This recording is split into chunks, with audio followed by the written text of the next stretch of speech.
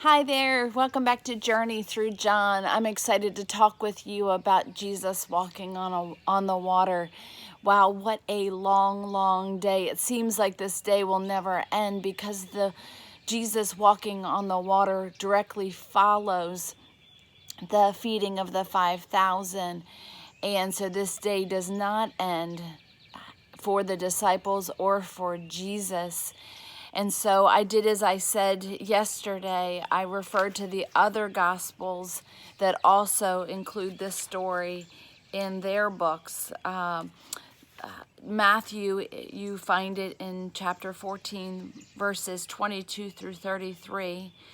And then Mark includes it in chapter 6, verses 45 through 52. But Luke does not include it.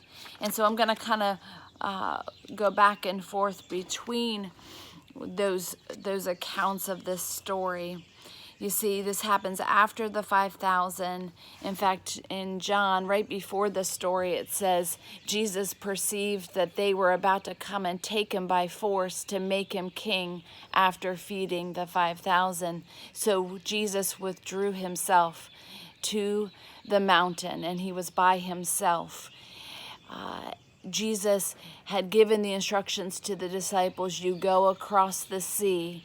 And so Jesus is on the mountain by himself and the disciples are on the sea.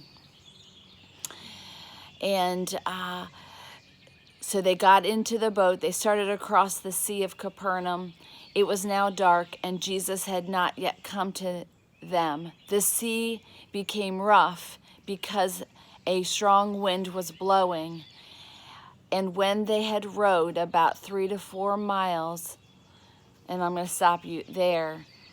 I don't know about you. I did not picture the disciples rowing. I immediately thought of, in my current context, that of course they were motorboating, but of course they did not have that at the time. So I then picture the struggle of rowing against the wind and the waves. So they were struggling. Jesus sees them, and it says here it was 3 to 4 miles, and I know visually we cannot see that distance. I don't think so. So I imagine that this falls into that category we discussed the other day, that Jesus is all present, omnipresent. He is all seeing. He's all knowing their situation. And when they had rowed about 3 to 4 miles, they saw Jesus walking on the sea, coming near the boat, and they were frightened. Mark said that they were struggling to work against the wind. Jesus walked on the sea and the water towards them, and according to Mark, Jesus had meant to pass by them, but he saw that they were terrified when they saw him.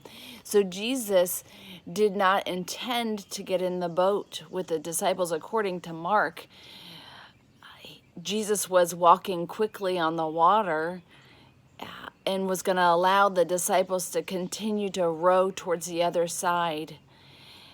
But then when he saw that they were terrified, he said, and according to all 3 Gospels, he said, "It is I, do not be afraid." And in Matthew and Mark, he said, "Take heart, it is I, do not be afraid."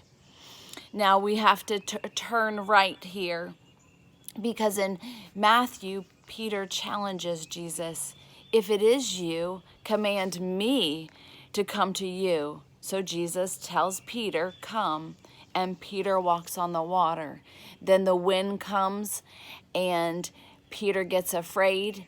Peter starts to sink, and then Peter cries out to Jesus, and Jesus says, "Do not be afraid." And then he talks to him about how little faith he has. And then Jesus gets into the boat, and when Jesus gets into the boat, the wind dies down, the waves die down, and they are calm. And so, lots of thoughts that I have about this scripture. So many thoughts about the scripture. And, I said this is a very long day. In fact, Jesus comes to them walks on the water at the fourth night, which is between 3 to 6 a.m. And so ministry does not stop. In verse 17 of John, we're reminded that Jesus answered them, "My Father is working now, and I am working." You see, wherever we are, in our storms of life, in the journey that God has put us on, Jesus is always working. We are never alone. He is always working, always seeing, and always moving. And so we need to know that following Jesus requires faith. It requires belief. We are to offer up whatever belief we have, just like the official who believed that his son would be healed by Jesus. It'll appear that following Jesus, it'll appear that the journey is unsafe. There will be risk at hand. It also appears that following Jesus will involve the impossible. We see that with the healing of the sick, the making of the wine, the walking on the water, the feeding of the 5,000. It involves the impossible. But it also appears that Jesus will always be with us and will be right near us to say, "Take heart, it is I. Do not be afraid." Will we take Jesus at his word today? We are in an unusual time in our history. We are at an unusual time where we are highly tempted to be afraid. We are highly tempted to let all other voices, all other words to come to us as if it is truth. But ultimately, Jesus is instructing us to take heart and not to be afraid.